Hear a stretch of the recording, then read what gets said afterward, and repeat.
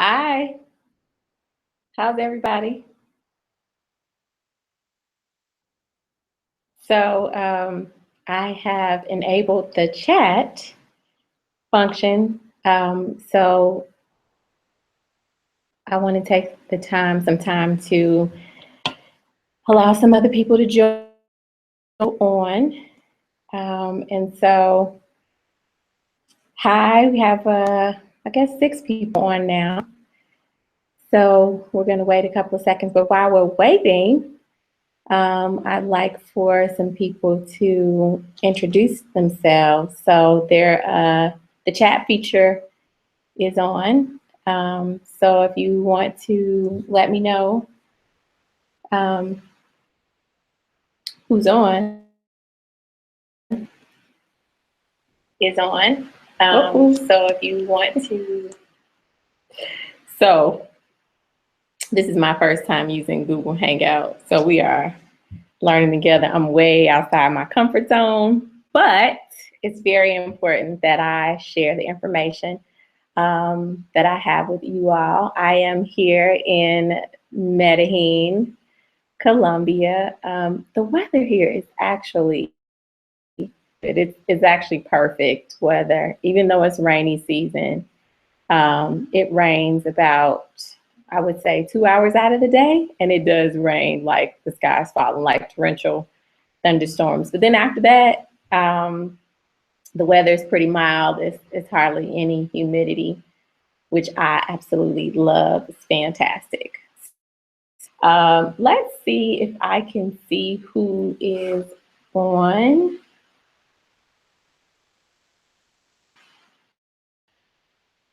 We'll have to figure out the chat feature in a minute.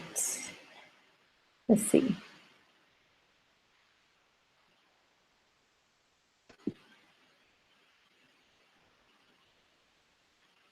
All right, so introduce yourselves on the chat. Let me know where you're from, your name, and we'll get started here in just a few moments. I just wanted to give people an opportunity to join the call. So 2 more minutes here. I said I would start at 7:05. So does anybody want to introduce themselves in the chat? We have 15 people on now, which is good.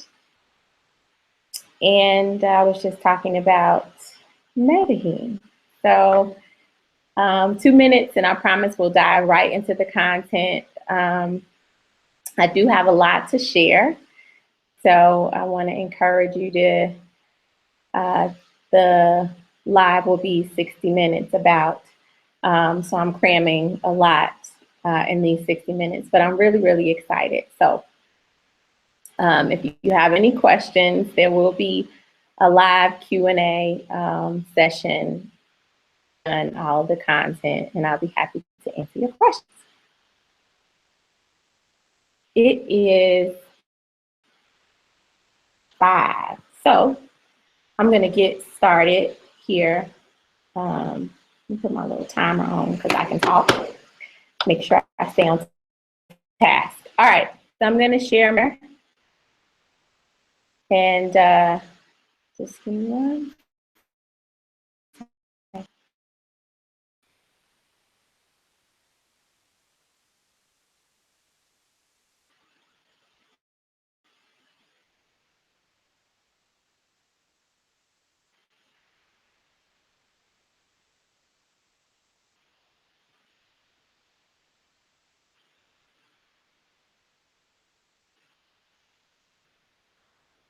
All right, so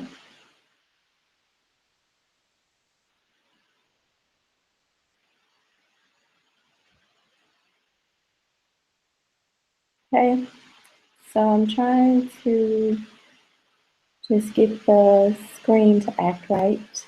Y'all know I practiced this all day so that it would be smooth. And all right, so okay, it's not sharing anymore. It's back to me. Let me try this again. I need No. All right, so that's what I want. And then I'm going to share my screen and share. So I think this is working properly. So for the next hour, we're going to talk about $30,000 to fund your dream life. For those of you who don't know me, my name is Mable and I am a registered nurse slash project manager who has been traveling the world for the last 15 months. I've started 2 businesses, one for-profit, which is Discover Her Life, a global lifestyle company that helps women create their own unique path to freedom, passion, and purpose. And then also a nonprofit called Joni Girls Heart, which mentors high school girls that are interested in healthcare careers. And so today I want to talk to you all about how I raised $30,000 to fund my dream life, which was to travel and sort of live this nomadic-ish lifestyle. So in the next 60 minutes, you're going to learn my exact strategies for how I raise the money. And I want to just remind you that at the end of the webinar, I have a free gift for those who stay around. I know that there are a lot of distractions, so I want to encourage you, if you're on Facebook or checking your email, to give this your undivided attention, because I only have 60 minutes. And I promise you, I tried to think of everything I could, even the little steps in between, to help my journey. So get a pen and paper and take some notes so that you don't miss my steps. Now, I think I already introduced myself, so let's get into it. Oh, that's what I'm doing. Duh. All right. So, all right. So I already introduced myself. That is me, right at the beginning of my journey around the world. And all right, so treat yourself. We talked about minimizing the distractions, take a break from checking Facebook, Instagram, and Twitter, put away your email and silence your cell, because I'm going to be moving pretty fast through this content. So the reason why I started this journey is because in 2014, basically, I wasn't happy. I was suffering from depression and anxiety, and I couldn't figure out why. And so I started hiding. I started hiding from my family and friends. What's going on here?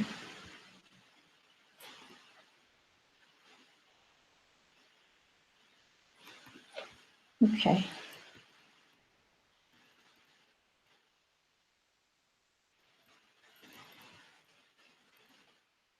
I started hiding from my family and friends, and I felt like I needed a change. So I decided to take a trip around the world, and that was a pretty lofty goal. And oh, my slides are out of order. Oh, geez. Okay, well, I'm just keep going. So anyway, I decided that I was going to take a trip around the world, and I decided that I needed money to do that. So in the midst of deciding that I was going to take a trip around the world, I researched the average cost of taking such a trip. And so this journey that I took averaged between $30,000 and $40,000 for somebody who wanted to travel like I was. So what I'm going to share with you tonight is my proven strategies for saving money, the 2 most common things that kill your dreams and take money out of your pocket, and how to save money without thinking about it. Also, how to earn extra money with what you already have. I just talked about my why, which is I wanted to really take a break and explore other cultures around the world. And honestly, I wanted to experience the world as an African American female, and I wanted to give myself an opportunity to heal myself. So that's my why. I made 3 agreements with myself. The 3 agreements that I made was to stop spending money before I get it, make a plan and commit to doing the plan, and then reward myself when I met a milestone. So I've divided the content today into 2 categories, saving money and earning money, because it was essential for me to figure out how I could reach my $30,000 goal in a specified timeline. So some of the things that I was thinking about was $30,000. Oh, that's a lot of money. Or I've never had more than $5,000 in my bank account. Or I've never been good with money. And actually, the last time that I tried to save money or do anything with money, I failed miserably. I had a falling out with my financial advisor and everything. So I had to get over my self-doubt. That's dream killer number 1. I had to decide that no matter what, I was going to meet my goal, and I had to believe that I could do it. So the first thing, before we dive into the nuts and bolts of this, is you have to get rid of your negative thoughts.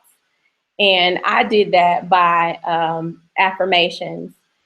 Affirmation is a declaration or an assertion that typically starts with I am, or I can, or I will. And the reason why this is important is because of the self-talk, the negative self-talk. You'll talk yourself right out of whatever goal that you set yourself, that you set for yourself. So what I did was I listed out affirmations, and I recorded them on my voice recorder on my iPad and my iPhone, and I played them often, sometimes daily, sometimes whenever I was feeling like I wasn't confident in my money decisions. I would press play on my iPhone and play back the affirmations that I have recorded. And so I want to encourage you today that if you want to set a goal for yourself, there is value in saying affirmations. And also, I happen to be a Christian, and my favorite scripture is, I can do all things through Christ, which strengthens me. And so to set an affirmation. So the first thing I did was set a money goal and time.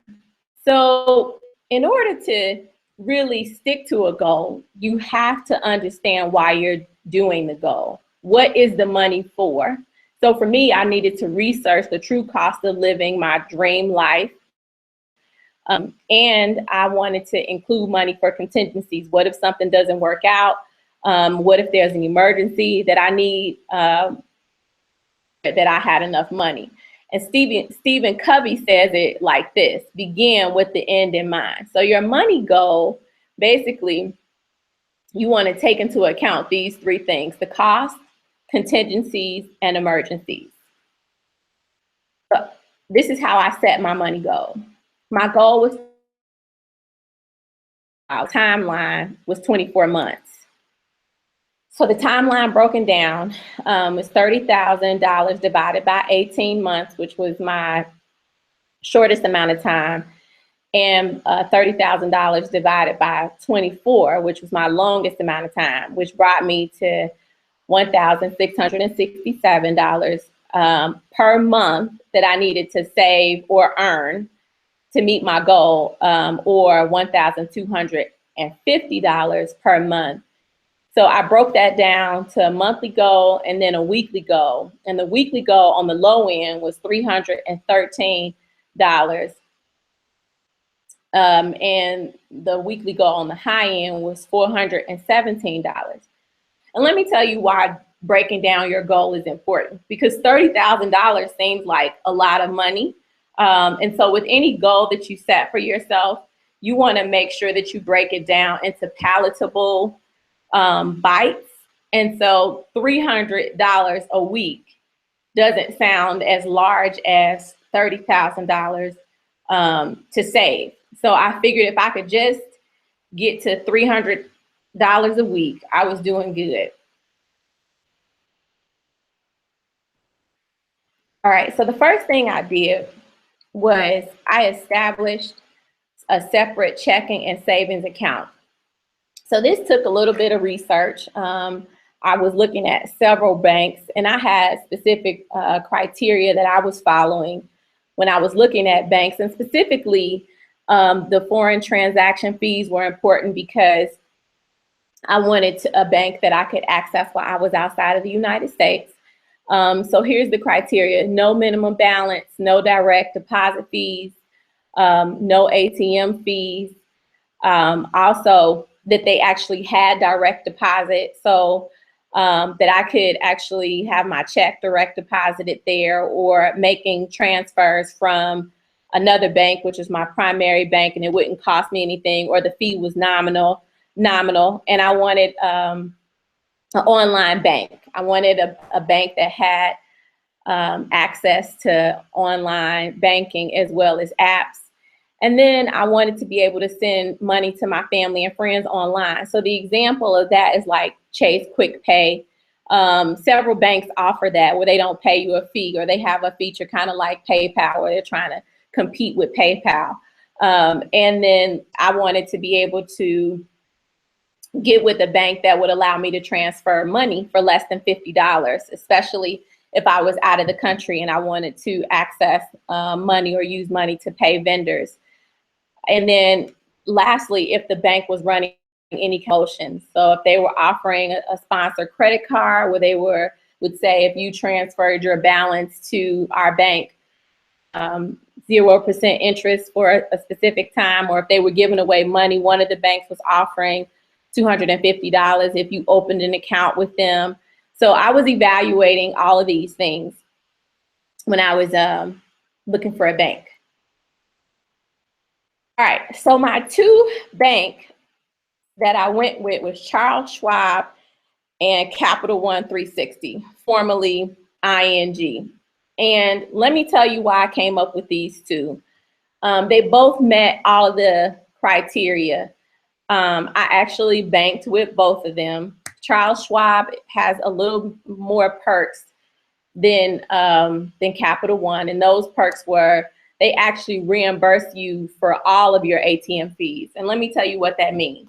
So Capital One doesn't charge you a fee for accessing an ATM anywhere in the world, but you still have to pay the fee for the ATM user. And so what that means is, a lot of times, like when you go to a regular bank, let's say it's Chase, and you go to a non-Chase ATM, Chase will charge you for not using a Chase ATM, and then the ATM owner will charge you. So with Capital One, they won't charge you for using the ATM. You'll only have to pay the one charge, which from the owner of the ATM. But with Charles Schwab, they actually reimburse you for using all ATMs. So basically, you don't incur any extra costs for using an ATM with Charles Schwab. The other thing is they actually have an account. Their accounts are called high interest, high yield checking accounts. So you actually earn money when you invest your money or hold your money in Charles Schwab. But Charles Schwab does require a credit check. So it might be a little difficult for those of us who may have credit challenges to get an account with Charles Schwab. But Capital One 360 is absolutely a good choice if you're not able to qualify for a Charles Schwab account. So one of the strategies is, once I opened up these secondary accounts, I did not carry a debit card for either account because I didn't want to make impulsive buys. And I also named the accounts Dream Fund and Rainy Day Fund. And psychologically, that was very beneficial for me because it reminded me of what the money was for. And it really gave me like a tangible view of where my money was going. And so that's just my little tidbit for keeping myself motivated. Another thing that I did was I automated my savings. So my primary checking account, I only linked that to one of the two accounts. Now, why is this important? Because I had a history of pulling money from several accounts because I was making an impulsive buy. So I needed to put safeguards in place for myself. So I set up an automatic transfer between my primary checking account and my savings account in accordance with my pay schedule. So that means if I got paid on the 1st and the 15th of the month, I set up the automatic transfer for the same day as payday. So I didn't even see the money. And that was very beneficial for me because I would be counting money like 3 times the same $100. And if I don't see it, then I can't spend it. So again, I didn't carry debit cards for these accounts, so I couldn't make impulse purchases. So another way to automate savings were savings apps. So there are a couple of new savings apps that have become popular over the last couple of years, and I happen to have signed up for them when they were free. Digit connects to your checking account and studies your financial habits, and then it saves according to your movements. So it used to be free, but it's now $2.99. I still have Digit. I've saved about, now I think I'm up to $800 with Digit in the last year. So I highly recommend Digit. It's a solid company. I also have Acorn. And what's nice about Acorn, for those of us who can be a little intimidated by the stock market, is it invests. You can determine the amount of money that they want you to, that you want them to withdraw from your checking account. And then it makes micro investments on your behalf. I think, no, that's not true. This one rounds up to the dollar. So if you spend $2.49, then it might round up to $3. That 51 cents is reinvested in a larger investment for you. So you get paid dividends. So I recommend Acorn. I've used that too. Now, Quapital, I have not used, but a couple of my friends highly recommend it. So I'm actually going to set up a Quapital account. And basically it sets up, you can set up incentives to save. So if you make regular purchases, like if you go to Starbucks, I have a girlfriend that goes to Starbucks every morning, you can set it up where it will deduct an extra $1 every time you go to Starbucks. And you just, you don't think about these things, they're just automated for you. And like I said, I've been able to save over $800 with Digit over the course of a year. So it absolutely works. All right, so organizing my bills. I was disorganized more than I care to admit before I got committed to taking this journey. So what would happen to me a lot of times was I would see my check hit the bank, and you like, man, I got paid, I got some money, right? And I had a ballpark idea of when my bills were due. And so I would be in my brain spending money based on my check, the number that I just saw in the bank on my check, not knowing that my bill was due the same day that my check hit. So I'm overspending all the time. And then I had set up my my checking account for alerts. If my account was going to be overdrawn, then it would automatically pull money from my savings. So it didn't really mean that I was saving anything. So I had a quote for this: "Stop robbing yourself to pay Peter and Paul." So I had scheduled my bills so that all the bills are due on the same date. Now this takes some discipline, and I didn't get it right for a couple of months, but it was my goal. to get all of my bills paid out of one check. So I would say to you with this, make this a goal. I started out with dividing the bills over the course of 2 checks. So I may have my large bills come out of my first check, like my mortgage, my car note, my car insurance, so on and so forth, if I could afford it. And then have the smaller bills come out of the second checks, or vice versa. I might have half of my bills come out of the first check and the other half come out of the second check. But really, the goal is exact of when your bills, your automatic bills, are going to come out of your account. Even if you have to set a reminder on your phone when the bills are due, you from overspending, and it will also stop you from incurring overdraft costs, which I had a lot of. All right.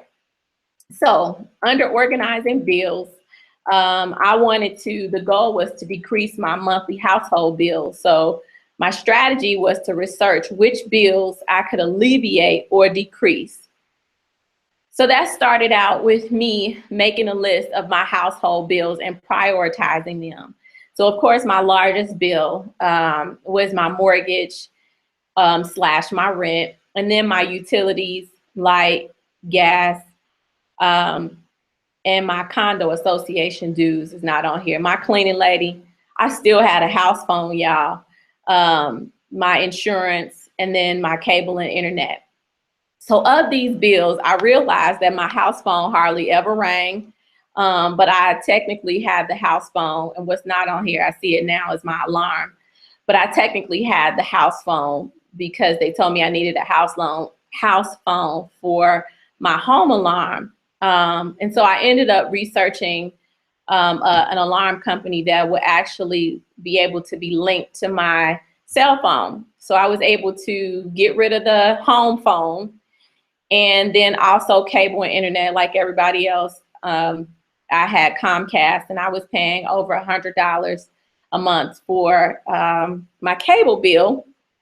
And lo and behold, I hooked up with Amazon Prime, which is $99 a year. So between Amazon Prime and Netflix and Hulu, I basically got my television expenses down to less than $8 a month. Actually, no, it was $11 a month. And as far as internet is concerned, I invested in a hotspot through Verizon, and it was much cheaper than my Comcast broadband service. And for what I was doing at home, which was essentially watching movies for the most part, and answering emails, I really didn't need this expansive, fast internet processor that I was paying for. So yeah, the hotspot worked out just fine. List of my personal maintenance. So I was the girl that went to the beauty shop every week, sometimes twice a week, depending on what I had going on, and also getting my nails done, and going to my esthetician, which was my facials, and getting my face wax on and so forth. And I really took a look at, how much money I was spending for my personal maintenance. And I have to say that I was spending close to almost $500 a month on my personal maintenance. So I made a decision to change the way I maintained my hair. Number one, so I took out the weave, and I told my beautician that I wanted to start learning how to do my natural hair, and I was going to, decrease the amount of times that I was coming to the beauty salon every month. And she was a great partner in that. And then the nail salon, I think the nails was harder for me to give up than getting my hair done, but I was committed to reaching my goal. But I had to keep my waxing schedule for my face, because I couldn't be looking like a man. But I used to get my legs waxed, and I also used to get a Brazilian. If anybody on the phone on the call knows about how much that can be, a Brazilian is $75, and that was like every 5 weeks. And then to get my legs waxed was probably upwards about $75, $80. So I basically cut out, I would say, $600 a month with decreasing my hair appointments and my my nails, which brings me to dream killer number 2, focusing on what other people think or say and comparing yourself to others.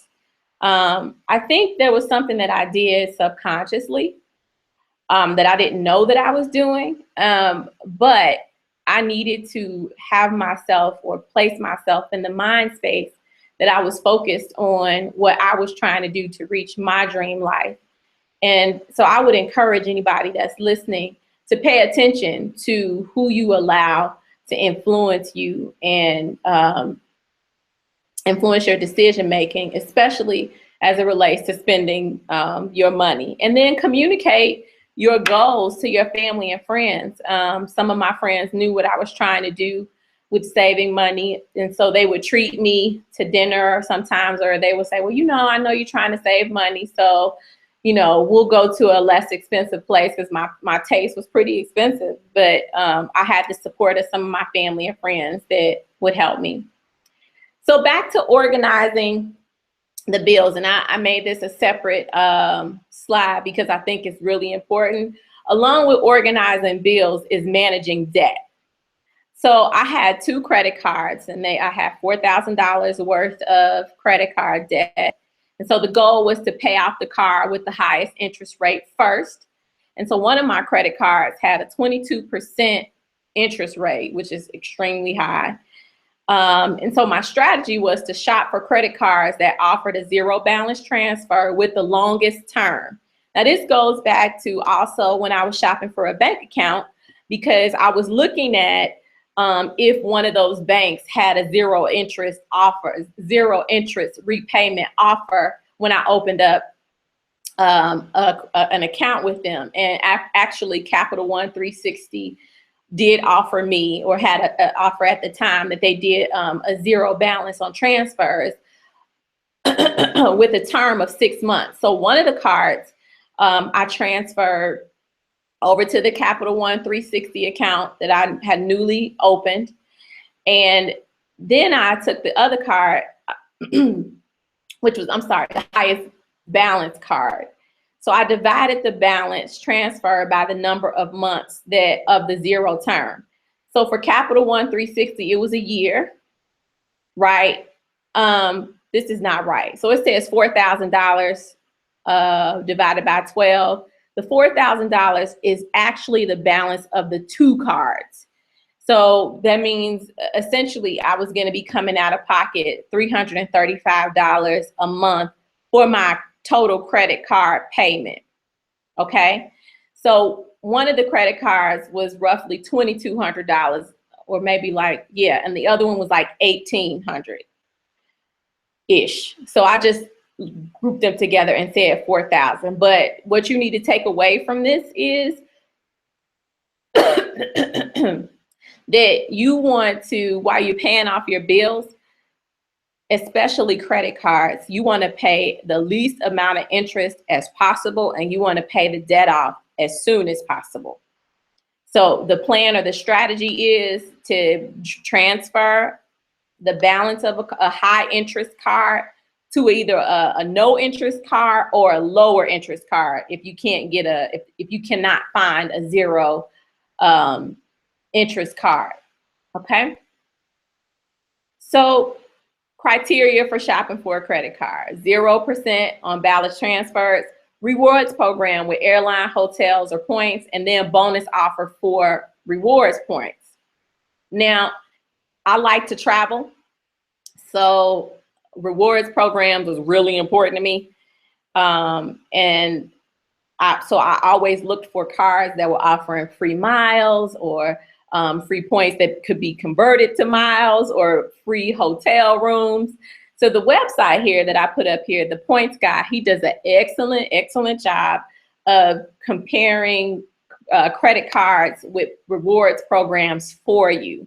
So please take the time to write down the pointsguy.com. He's a great resource, and I use him a lot when I'm reevaluating my credit card situation. And let me just say this, as a person who uses credit, I made friends with credit. My parents told me very young, like, don't get no credit cards. And I know people who adhere to that, but I have learned to manage my credit in such a way that it benefits me, especially as it relates to my travel.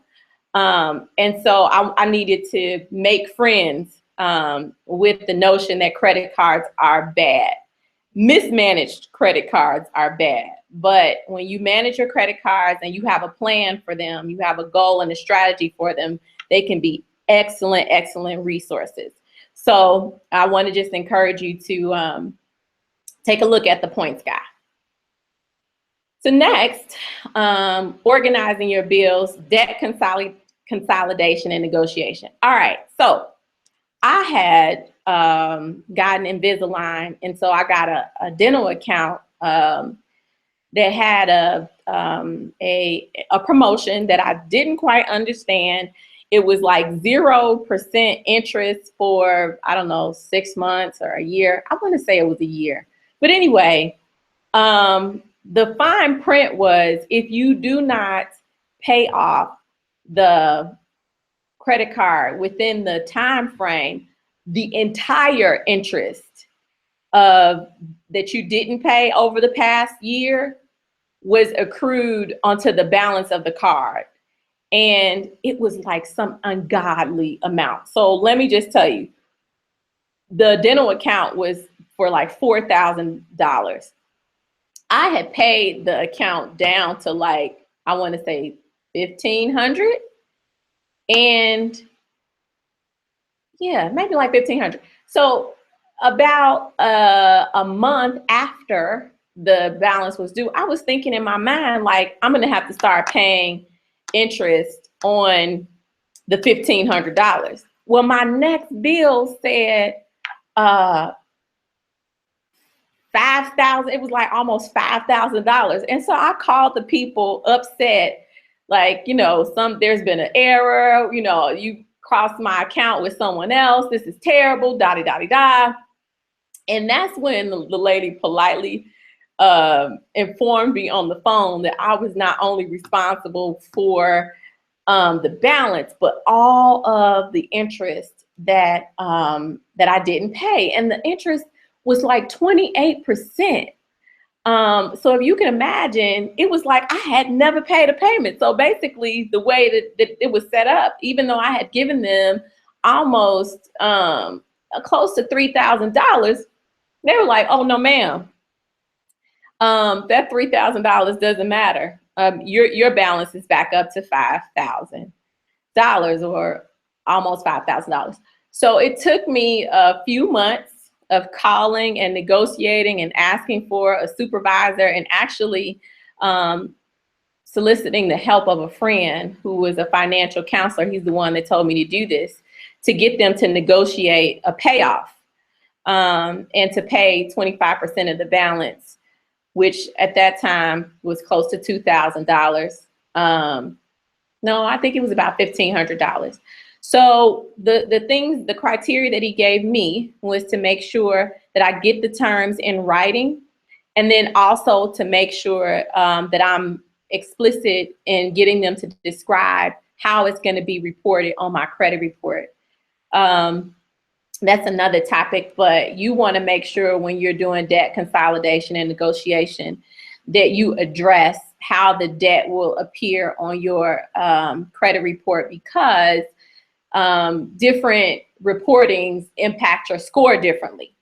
And so if you have any questions about that, you can email me, and I'll try to, give you some more resources. But I just wanted to mention that.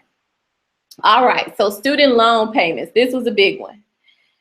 My goal was to pay down my debt with the highest interest rate, and my strategy was to defer a student loan repayment. Now, a lot of people wouldn't consider this or don't consider this as a part of their financial plan, but I did. A deferment on your student loan means that repayment of both the principal and the interest is accumulating, is temporarily delayed for up to to 3 years. Now, let me tell you about this 3 years. If you have a direct subsidized loan, subsidized federal loan or federal Perkins loan, 3 years after you graduate with the degree that these loans funded, you get up to 3 years to defer payment for the life of the loan.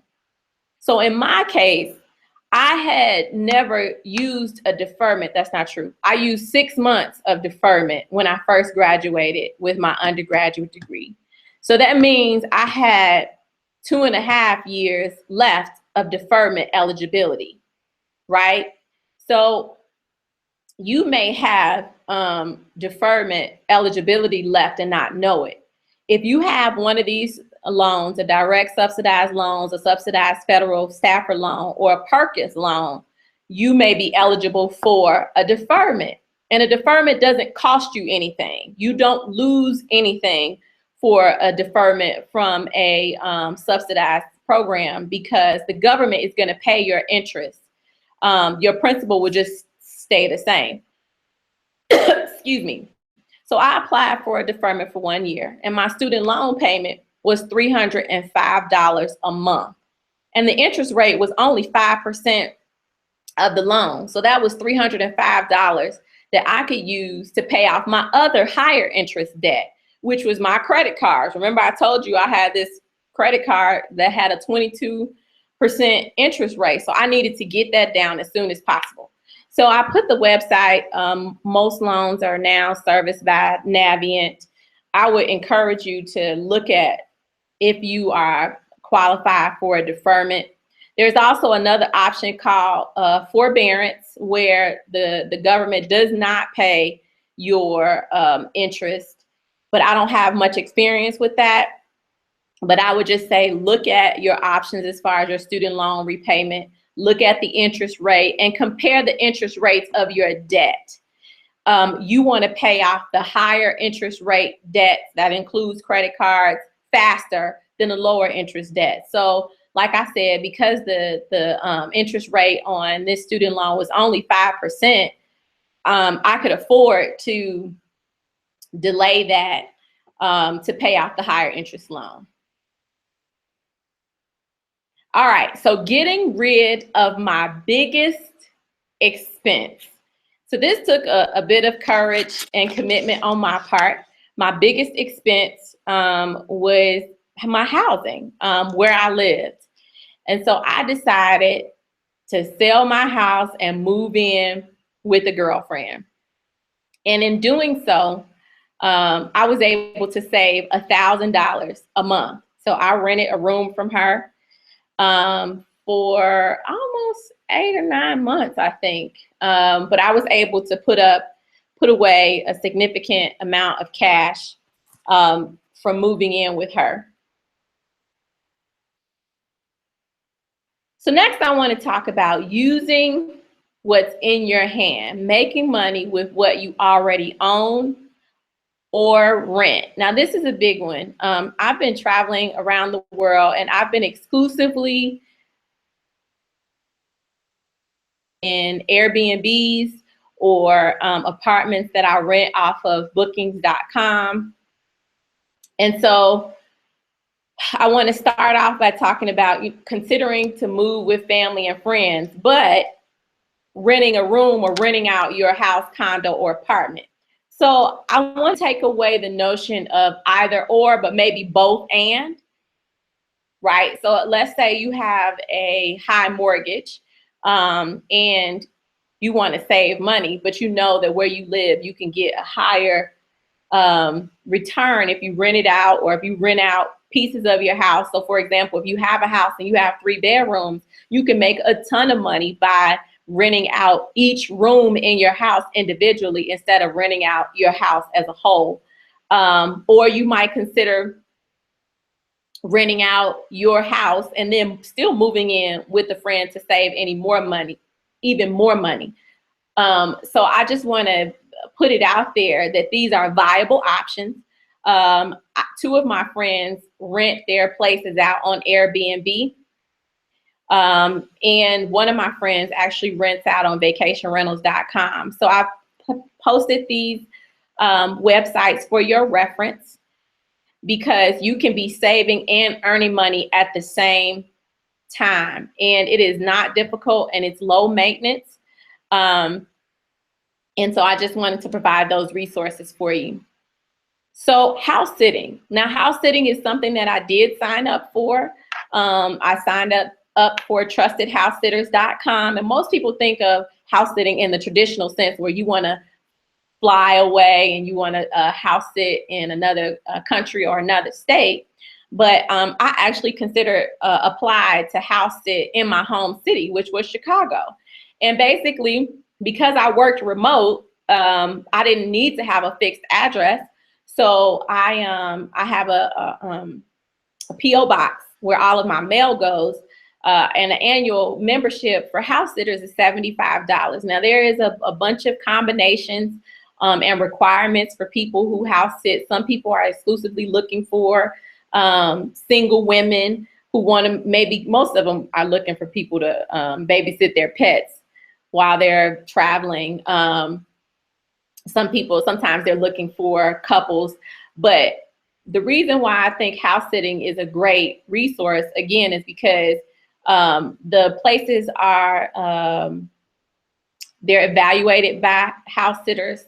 And they have to fill out an application. And it's another way that you can decrease your housing expenses. You can stay in someone's nice home while you manage or take care of their property and save money. And so Mind My House is very similar to trustedhousesitters.com. The cost of the annual membership when I was doing it was $75 a year. So lastly, this real estate investment. So I have a case study here. This is a real life case study. A villa in Canggu, Bali. You have a 2-bedroom, 2-bath with a swimming pool villa that rents for $5,500 a year. Most of these kind of deals require you to do a long-term lease for maybe between 3 and 5 years. Now, let me tell you why that's important, because some of the countries around the world won't let foreigners own land, but they will give you a long-term lease. So you might have an 80-year lease, a 60-year lease. This is especially popular in some of the Southeast Asian countries like Thailand, Vietnam, and also Indonesia. So in this particular case, the lease was is for 5 years. And this is how you make the money. You list the villa on Airbnb or whatever rental site. And what I did not put on the other ones is bookings.com. www.booking.com. You can list your apartment or condo or house on bookings.com. And so basically, you list it on there for $100 a night, which is a steal, by the way. In Bali, usually a 2-bedroom in a hotel would be, 3 times that. Now look at the math. You can rent out your villa for 55 nights. That's less than 2 months. And all rentals after 55 nights is pure profit. So there's a potential for you to make a huge amount of money, not to mention pay for your living expenses. And if you have, since this is a 2-bedroom, 2-bath villa, you can choose to rent out just one of the rooms, one of the bedrooms, and still live there. So there's a variety of ways that you can earn money, that you can earn and save money to fund your dream. So here's an example of a real estate investment that you can get a return fairly quickly. All right. So it's time to get in motion. We've talked about some strategies that you can employ to help you to raise money to fund your dream life. It's important to not just keep learning ways to do things. I read a ton of books about saving money. And honestly, I got to tell you, it wasn't until I decided that I wanted to travel that I was really disciplined enough to do something about it. So I don't know why you're listening to the webinar today, but I want to encourage you to not just listen, but to get in motion. That's why I've created a masterclass called Dream Design Do. And Dream Design Do is designed, it's a 7-week masterclass, and it's designed to help you clearly define your dreams. It's weekly webinars with group coaching. So week 1 would include visualization and affirmation. I think for those of you who have been on the whole time, you saw me sort of scrabble through the affirmations, but they really, really work, and I do believe in them. So I would help you facilitate your own affirmations and visualization in week 1. And then week 2 would be a webinar on defining your why. Your why is probably the most important thing to identify in any committed change. So this webinar is designed to help you establish your why and make sure that your why mirrors your life priorities and helps you set manageable, attainable, measurable goals. And so, you know, there's an outline here of the other things that we will accomplish on this webinar. And then this is all a part of the dream step. So then it's designing the life that you want. A lot of us live lives that are prescribed to us, right? And then you wait after you figure out, oh, this is not really the life that I want. But you know that you want a life, you just don't know how to get the life that you really want. So the design portion of the masterclass is to help you develop a plan. Where do you start? How do I get to where I want to be? So in my case, how do I get to living around the world? What do I need to do? What kind of tasks? How do I prepare? And how long will it take me to get there?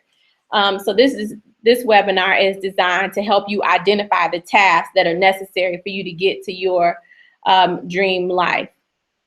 And then next, webinar 4 is identifying the resources. So people always think about money as it relates to resources, but resources are a whole bunch of things other than money. Resources could be a network of people that have similar interests in you. Resources could be figuring out how you're gonna start a business while you're there. Resources could be,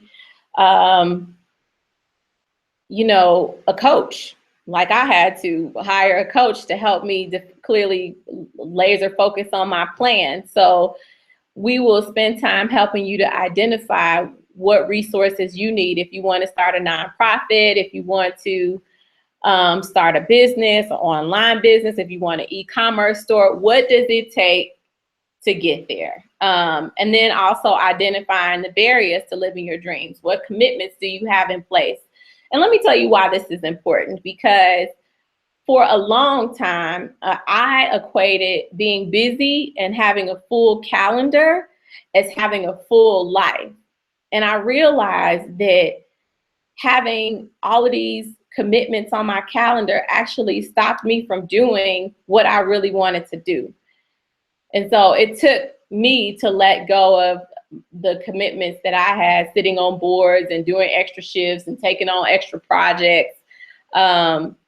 It took me to identify those as barriers to living my dreams in order for me to actually put my plan in place. And then week 5, what am I going to do? So I love this: stop wasting time playing a role or concept. Instead, learn to actualize yourself. Bruce Lee. So the most common thing I think a lot of people do is they get excited and then, you know, they get stuck either in paralysis by analysis, or they get started and they feel like the doubt starts to seep in and they become unmotivated, or they're easily distracted. I am a self-diagnosed person with ADD. So we need accountability. We need somebody to encourage us and hold our hands and say, hey, how's it going? Where are you with this? And so this webinar is designed to teach you how to put accountability in place, to teach you how to identify those things that can keep you motivated throughout your process for designing the life that you want. And then how is what I'm doing helping me to reach my goal is what we'll talk about in week 6. Now, what does that mean? Sometimes we get busy doing things that are not really in alignment with helping us get to where we want to go. So we have a plan in place to help you reflect and evaluate the things that you are, and then giving you permission to revise your plan on the fly. And so it's developing those criteria to help you execute your designed life. Now, essentially what this masterclass is me project managing your life for 7 weeks.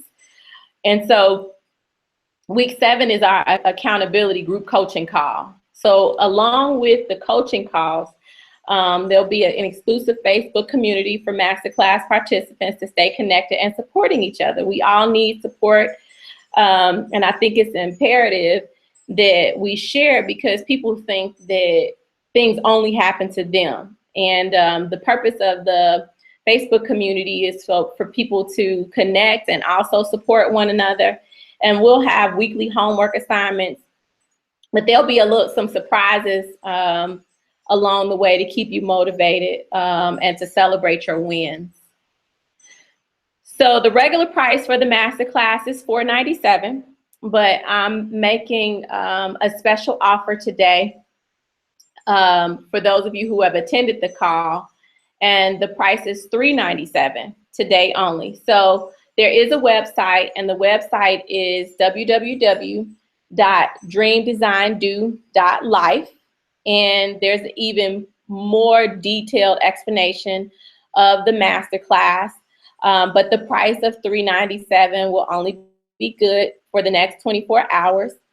So if you go to Design Do after Thursday at midnight, the price will be back up to $497. The next master class starts on June the 6th. So when you go to dreamdesigndo.life, the class schedule is actually on there. The webinars will be held every Tuesday at 7 p.m.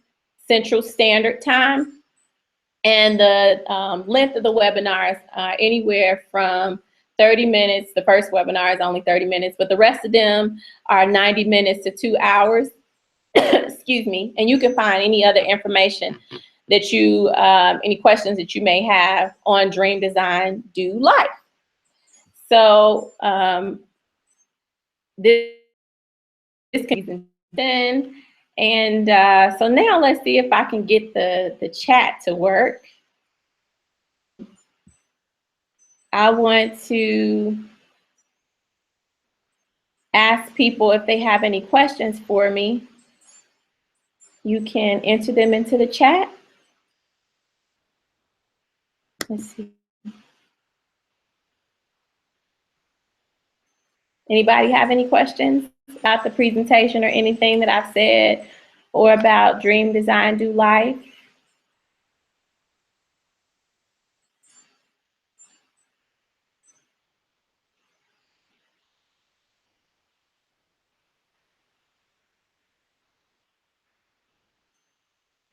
Okay, well, it didn't look like people have any questions. And so I want to thank you all so much for taking time out of your busy schedules on Wednesday afternoon or evening. I hope you found the information that I shared beneficial.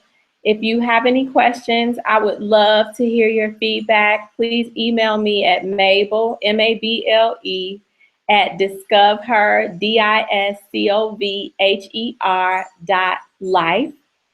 And I would be happy to answer any questions that you may have. And remember, only you can create your own unique path to happiness. Talk to you soon.